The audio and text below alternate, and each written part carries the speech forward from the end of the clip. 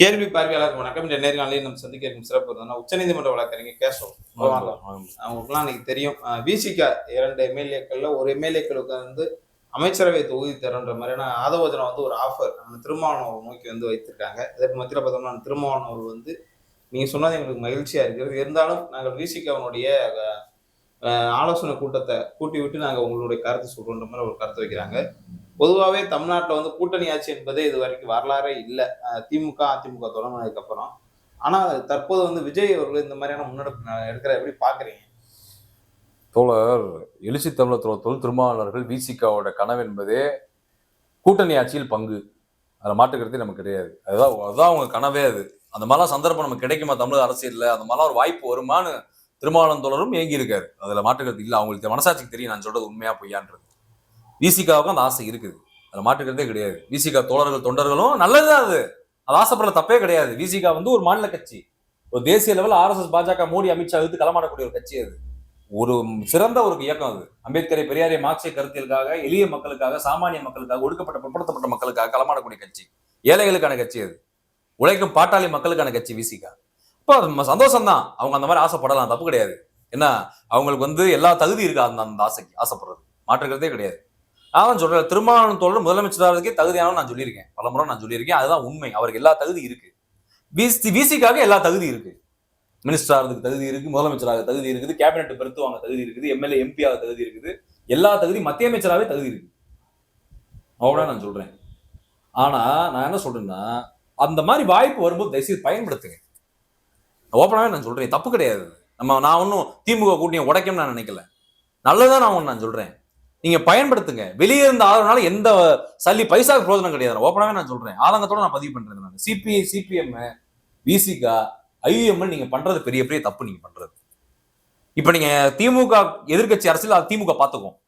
திமுக வந்து ஒரு பெரிய இயக்கங்க, அது யாரும் நம்பியும் கிடையாதுங்க திமுக. நீங்க திமுக புரிஞ்சுக்கோங்க. இன்னைக்கு வீழ்ச்சி அடைஞ்சு நினைக்கிறீங்க, திரும்ப பீனிக்ஸ் பறவை மாதிரி பறந்து வரும் திமுக. நீங்க எழுதி வச்சுக்கோங்க, திமுக சந்திக்காத வீழ்ச்சி கிடையாது. இதை விட பயங்கரமான வீழ்ச்சி எல்லாம் சந்திச்சுதான் எதிர்த்து ஆளுங்கட்சி வந்திருக்குது. 91 2 இடம் தான் இருந்துச்சு. ஆமா, 2 இடம் தான் இருந்தது. அதுக்கப்புறம் பாருங்க, இந்த விஜயகாந்த் வந்தப்ப என்ன நடந்துச்சுன்னு தெரியும் உங்களுக்கு. 27 சீட்டு தான். அவ்வளவுதான். நீங்க அப்படித்தான் வரும் திமுக. டப்புன்னு பார்த்தா அடிச்சு அடுத்து வரக்கூடிய தேர்தலில் 150 180 வந்து நின்றோம், ஆளுங்கட்சி ஆயிரும். திமுக நீங்க சாரமா நினைக்காதீங்க, அது வீழ்ந்து வீழ்ந்து எழுந்து வந்துகிட்டே இருக்கும். அதை நீங்க ஒண்ணுமே யாரும் போய் திமுக விட்டு கொடுக்க வேணாம், விட்டு கொடுத்து தூக்கிலாம் நிப்பாட்ட வேணாம். திமுகவை திமுக பாத்துக்கும். அறிவாலயத்தையும் திமுகவையும் கோபாலபுரத்தையும் யாரும் பாதுகாக்க வேண்டாம். அவங்களே அவங்களை பாதுகாத்துக்குவாங்க, அவங்க எந்த சொந்துருவாங்க. நீங்க அப்படியே சிபிஐ, சிபிஎம், ஐஎம்எல், விசிகா போனா தான் அப்படியே புரட்சி நடக்கும்லாம் ஒண்ணும் கிடையாது. நான் என்ன சொன்ன, திமுக எதிர்கட்சி வேலையை பார்க்கட்டும், அதை விட்டுருங்க. நீங்க வந்து உங்களுக்கு அருமையான வாய்ப்பு காலம் கொடுத்துருக்கு, உங்களுக்கு மக்கள் தீர்ப்பு கொடுத்துருக்கு. தயவு செய்து நீங்க திமுக கூட்டணி விட்டு வெளியே வந்து தாவேகா கூட்டணி நீங்க தயவு செய்து போங்க. நான் என்ன சொன்ன, இந்த அதிமுக எம்எல்ஏக்கள் போறேன், பணம் பதவி பெட்டிக்கு தான் போறேன். அவன் அங்க போய் எந்த சீர்திருத்தம் பண்ண போறதில்ல, அவன் மக்களுக்கு எதுவும் செய்ய போறதில்ல, அவன் சுயநலத்துக்காக போறாங்க. அவங்க இந்த ஆட்சியை வழிநடத்த மாட்டாங்க, விஜய் அவர்களையும் கைட் பண்ண மாட்டாங்க. எந்த பிரோஜனம் கிடையாது மக்களுக்கு இந்த அதிமுக போறனால. இந்த போறாங்க பாருங்க சிவி சண்முகம் இந்த குரூப். ஆனா அவங்களால விஜய்க்கு பெனிஃபிட் இருக்கு. தாவேக ஆட்சி நிலைத்து நிற்கும், விஜய் தமிழ்நாடு முதலமைச்சர் நிலைத்து நிற்பார், இந்த 5 வருஷத்தை ஓட்டுவார், அதுல மாற்றுக்கிறது இல்லை. ஆனா நீங்க போனீங்கன்னா விஜயை கைட் பண்ணலாம். அம்பேத்கரை பெரியாரை மார்க்சிய, நீங்க கொள்கை கட்சி, கருத்தியல் கட்சி, தத்துவ கட்சி. நீங்க அம்பேத்கரை பெரியாரை மார்க்சிய கருத்தியல் அடிப்படையில விஜய் நீங்க கைட் பண்ணுவீங்க. அரசு திட்டங்களா இருக்கட்டும், அரசுடைய திட்ட அமலாக்கமா இருக்கட்டும், எல்லா வழிகளையுமே நீங்க கைட் பண்ணுவீங்க. அப்ப திருமாவளவன் தோழர் விசிகா நல்ல முடிவு எடுங்க. தேசிய வன்னியரசுக்கெல்லாம் தேசிய கேபினட் மினிஸ்டர் வாங்கி கொடுங்க, அவர் வாங்கி கொடுங்க, ஒன்றும் பிரச்சனை இல்லை, இருக்கட்டும். அவர் கேபினட் மினிஸ்டர், அவர் தகுதி இருக்குது. வன்னியரசு அவர் கேபினட் மினிஸ்டர் ஆகட்டும். அடுத்து இந்த காங்கிரஸ்ல ஆயிருக்காங்கல்ல, இது சொன்னதெல்லாம் ஆறாருல ஆகட்டும்.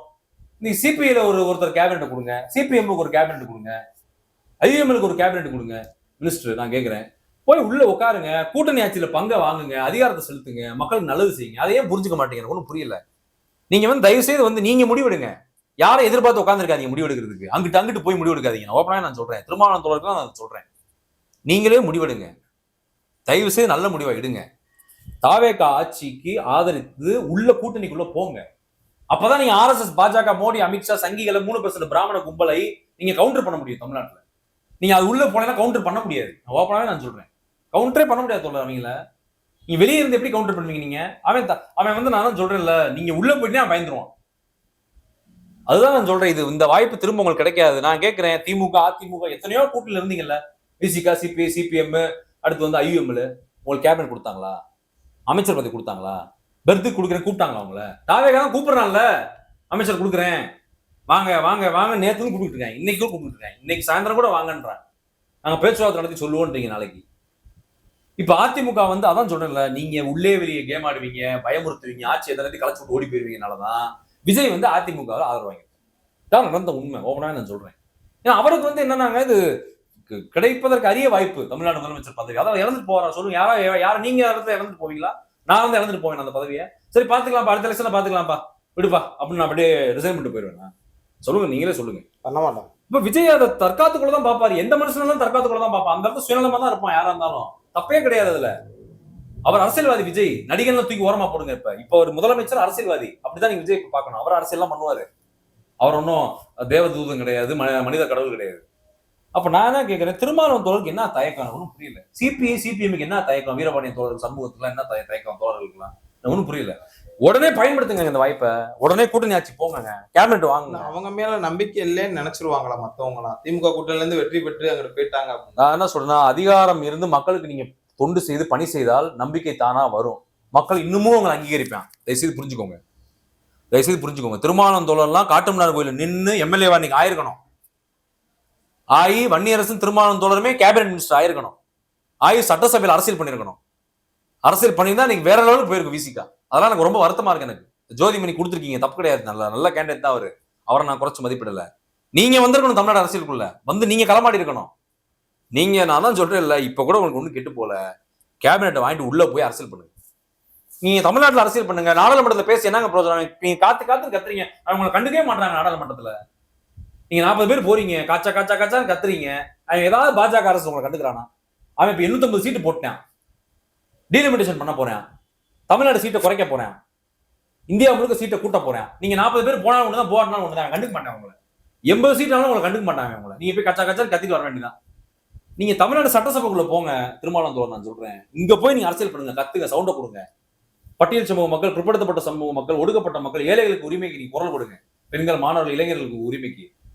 அதுதான் திருமாவளவன் தோழர் ஏன் தவறான முடிவு எடுத்தாரு? யார் உங்களை நிர்பந்தப்படுத்துறான்? ப்ரெஷர் பண்ணது யாரு? நான் ஓப்பனாக நான் கேட்கறேன். இப்ப கூட என்ன சொல்றாங்கன்னா, நான் கூட்டத்தை கூட்டி முடிவு வைக்கிறேன்னு சொல்றாங்க. காலவாசம் இருக்குல்ல அவங்க என்ன தோழர், நான் என்ன அமைச்சரவை விரிவாக்கத்துக்குள்ள இப்போ வந்து கவர்னர் வந்து உங்களுக்கு தெரியும், டாப்னு கேரளா போயிருவாப்ல, டக்குன்னு டெல்லிக்கு போயிருவாப்ல, டக்குன்னு இருக்கு ஸ்பாட்ல இருக்க மாட்டாரு சென்னையில. அவர் இருக்கிற டைமே ஒரு 2 நாள் 3 நாள் தான் இருப்பாரு. நீங்க அந்த கூட்டம், இந்த கூட்டம், உயர்நிலை கூட்டம், ஆன்லைன் கூட்டம், அது இது, நீங்க நாங்கள் கலந்து ஆலோசித்தான் முடிவெடுப்போம், சிபிஐ ஒரு கூட்டத்தை கூட்டி பொலிட் போறோம், அந்த போறோம், இந்த போறோம், நீங்கன்னா இவர் கவர்னர் கிளம்பிடுவார். இப்ப யோசிச்சு பாருங்க, ஏதாவது ஒரு ஸ்டேட்ல ஒரு 15 நாள் கேபினெட் விரிவாக்கம் பண்ணாம இருப்பாங்க. எந்த மாநிலத்திலும் இருப்பாங்க அந்த மாதிரி.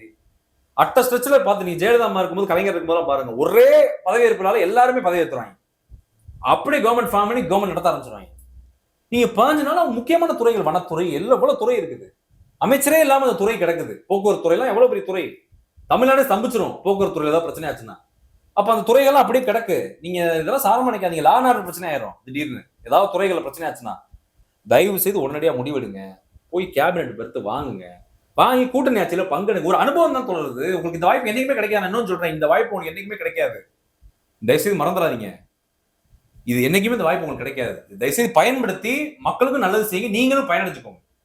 பயனடைச்சுக்கோங்க எந்த விதத்தை சொல்றேன்னா, அதிகாரத்துல பயனடைங்க. அதிகாரம் என்பது மிக வலிமையானது. மக்கள் நீங்க என்னன்னாலும் செய்யலாம் அதிகாரத்தை வச்சு. தயவுசெய்து பயனடைச்சுக்கோங்க, இந்த வாய்ப்பை விட்டுறாதீங்க. நாளை அப்படின்னா யாரும் இருந்தாலும் உங்களுக்கு இந்த வாய்ப்பு கொடுக்க மாட்டாங்க. ஓப்பனா தாவேகா இந்த அளவுக்கு இறங்கி வர்றது பெரிய விஷயம். காங்கிரஸுக்கு கேபினெட், எல்லாரும் எவன் கேபினெட் கொடுத்துட்டு இருக்கேன். விஜய் நினைச்சா சொல்லலாம்ல, கேபினெட்லாம் கொடுக்க முடியாது. எங்க தாவேகா தான் கேபினெட், நாங்க தான் சிங்கிள் லார்ஜஸ்ட் பார்ட்டி, உங்களுக்கு தரணும் சொல்லலாம்ல. ஆனாலும் கொடுக்க வராருல்ல. ஆமா ஆமா. நீங்க இப்படி நான் இன்னும் சொல்றேன், நீங்க இப்படியே இந்த அதிமுக, இந்த சிபிஐ சிபிஎம் விசிகா ஐஎம் எல்லாம் பயங்காமிச்சிட்டே இருந்தீங்கன்னா மக்கள் பார்த்துக்கிட்டே இருப்பான்.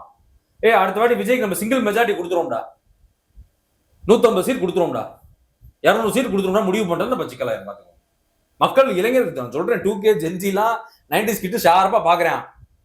எங்க அண்ணன் விஜய்க்கு வந்து 108 சீட்டு கொடுத்தனாலதானே அப்படி எல்லாத்தையும் போய் கால் விழுந்துட்டு இருக்கிறாரு எங்க அண்ணன். நீங்க பாக்குறேன், அவன் அப்படிதான் யோசிக்கிறேன். ஆமா, விஜய் நல்லது பண்றது செகண்டரி.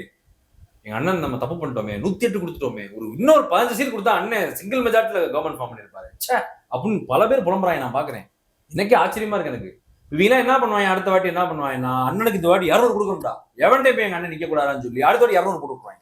இன்னொன்னு சொல்றேன், இந்த மக்களை புரிஞ்சுக்கோங்க, அவனுக்கு கருத்தியல், கொள்கை, கோட்பாடு, தத்துவம்லாம் தேவை கிடையாது. அவன் எதையுமே பார்க்கல. விஜயோட கவர்ச்சி, cinema, attraction, social media Gen Z 2K 90s கிட்ஸ்லாம் அதுக்குள்ள மூழ்கி கிடைக்கான். அவன் பார்த்துக்கிட்டே இருப்பான். நீங்க இந்த மாதிரிலாம் பண்ணீங்கன்னா உங்களுக்கு எதிராக திரும்பிடுவான். அவ்வளவுதான் நான் சொல்ல முடியும். நீ அவனை எதிர்த்தீங்கன்னா நீங்க தமிழ்நாட்டு அரசியலே பண்ண முடியாது யாரா இருந்தாலும். ஏன்னா இனிமேல் அவன் தான் முடிவு பண்ண போறான். யார் எம்எல்ஏ, யார் எம்பி, யார் சிஎம், யார் மினிஸ்டர் எல்லாம் இனிமேல் இவன் தான் முடிவு பண்ண போறான். இந்த குரூப் நீங்க இந்த குரூப் பயக்கணுமா பயக்க வேணாம் நீங்க எல்லாருமே முடிவு பண்ணிக்கோங்க. அதான் என்னுடைய கருத்து. ஓகே, இதோட பொறுத்து வந்து பாப்பீங்கன்னா எனக்கு நன்றி. நன்றி.